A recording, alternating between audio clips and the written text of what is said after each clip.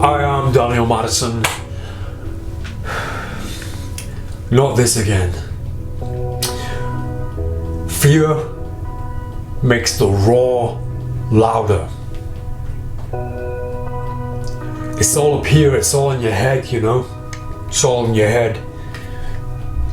When you're afraid of something, it amplifies the thing. The lion's roar, it sounds louder because you're afraid of it. I am Daniel Madison. Thanks for being here. In this video, I'm going to teach you my false cutting sequence number 1. It's developed, it's changed shape, it's changed face, it's changed the way it looks from time to time.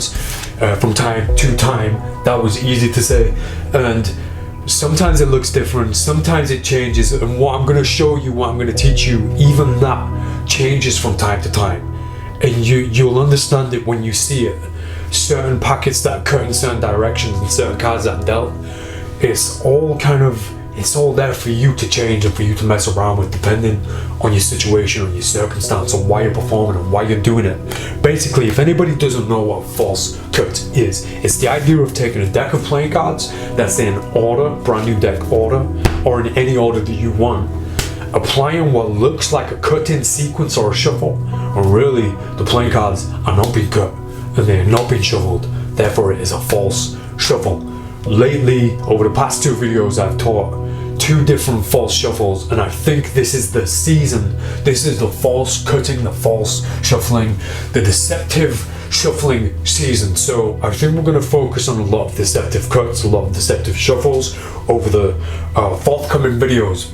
And I'll be in the comments section trying to get your opinion, trying to figure out what you want me to teach next. Let's keep it in that ballpark. Let's keep it in the false shuffle, false cutting sequence area. Keeping a deck of playing cards in order is an obsession of mine. It's been an obsession of mine for a long time. And the benefits of this mean that every single shuffle and cut that I do is false. So it puts me in a position where I want to teach people. I want to teach people correct deceptions because I'm tired. I'm tired, Madison, you know, I'm tired of seeing terrible practitioners out there doing things wrong.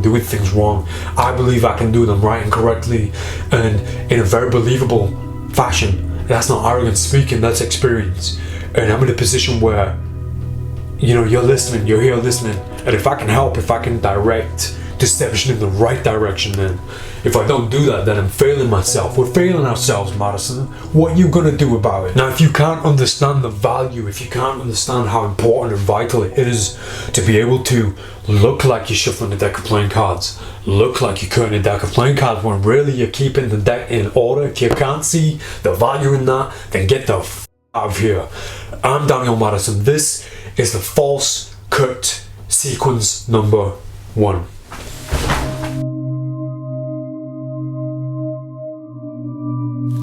So the deck is in order to begin with. Spades, hearts, clubs, diamonds, ace through king, all the way to the end. Now this is a very simple and casual kind of cutting experience, cutting action that's done very casually and doesn't really need to be too strict, because for me, when I do this, it changes from time to time depending on who I'm doing this for, what kind of pacing I want, and what kind of trick it's going to be employed or used for.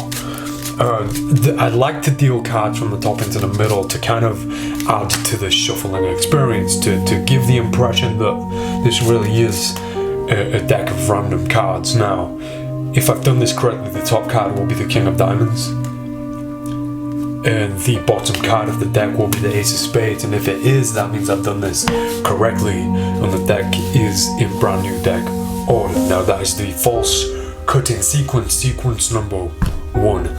Let's take a look at the mechanics of how this works. Now this is a relatively easy false cutting sequence. There's a few references I'll give credit to, DelGaudio and Ben Earl, Dean Dill, Michael Weber especially helped me with one part of this. But the idea of the broken cut, the broken Thompson cut has had a huge influence on this sequence. Now we begin with the deck in a brand new deck order as always. And what I like to do as an offbeat moment when I'm talking is to begin the broken cut. So what I mean by the broken cut is I will cut the deck roughly in half, and I'll take the bottom half away to the side and hold here for a moment. So in real time it'll just be something like this while I'm talking, and then I'll return the bottom half to the top. It's done in a very offbeat moment, in a very downplayed fashion. It's one of those non-moments that isn't really part of the cutting sequence. It happens before we've spoken. Sometimes I'll do it 3 times, so now I've cut the deck 3 times to the point where you can see the breaks. Right here there's 2 big breaks, so now if I do this 1, 2, 3, it looks like I've cut 3 packets and I've cut the deck, but really I've just returned the order. It's a very old principle, very old idea that's been used for years and years. Now my first reference is this is to the Broken Thompson cut. So on the offbeat moment I'll break, and I'll just do half for the sake of this sequence. So now I've already cut the deck in half, so I can execute one single false cut that looks real. So I cut this, drop, and the drop looks like I've cut the deck. In fact, I've done nothing but return the original order of the deck. Very simple moment to begin with, which looks like this, and now I'm ready to go. So I wait for a beat, I hold my break for a little bit, I wait, I hang around a little bit, and then I start the sequence. Now what I did on the first go when I cut the deck in half, I'm going to execute the exact same thing with the top half. So I'm going to grip the packet between finger 2 and the thumb. Finger 1's going to lift this packet in half and swing the lower packet away. So it's going to swing away like so, and I'm going to put it to the table. Now I'm going to take this packet and put it on top. So I've basically kept the order of this half. So in real time it looks like I'm actually cutting 2 packets of the deck, which I am doing, but the order of the sequence is quite deceptive. So we'll start again from the beginning. So I take the deck, I wait for a beat, return, wait for another beat, I do the swing cut. So it looks like I've taken the top packet, put it down. Now I do take the top packet and put it down. Now if I do this, we're back to square one and we're back in order. Very simple once again. Wait for a beat, come back. I break the lower half off, place it down, this down, this down. The deck is back in order.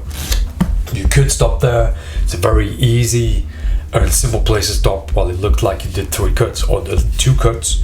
I like to continue. I like to make it look even more shuffled. So cut, we wait for a beat, I return. Now I do the first cut. In fact, what I will do is turn the top card face up so you can see everything. So we wait for a beat, wait for another beat, cut.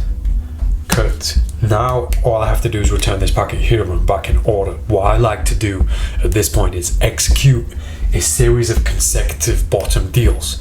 What this does, it retains the order of this pile, placing the 7 of clubs on top of the 6 of clubs, the 8 of clubs on top of the 7 of clubs, so the order doesn't change. I'm dealing from the bottom and placing it to the top of this pile, so the order never changes. So if I hit a few bottom deals here, I'm just replacing these cards where they belong right here. I'm just changing the location of them. The order still stays the same.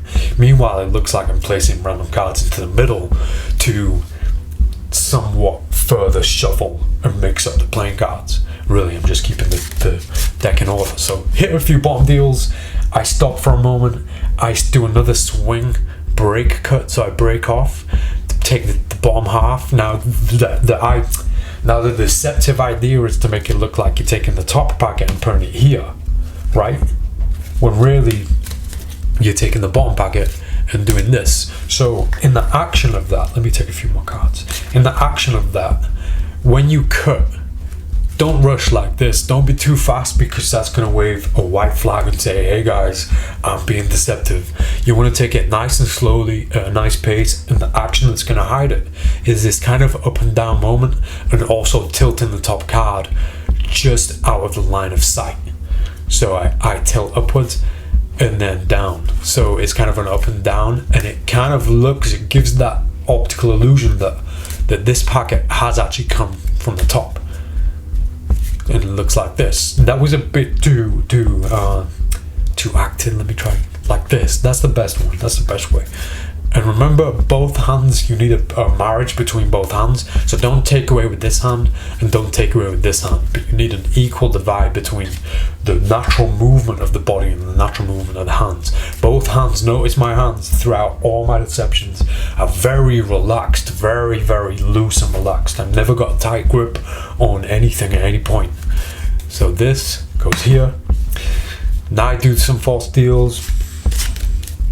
And don't worry if you mess the false deals up. I like to mess the deck up like this to make it look like I don't really care too much. At this point, I can execute another false deal, false cut if I want.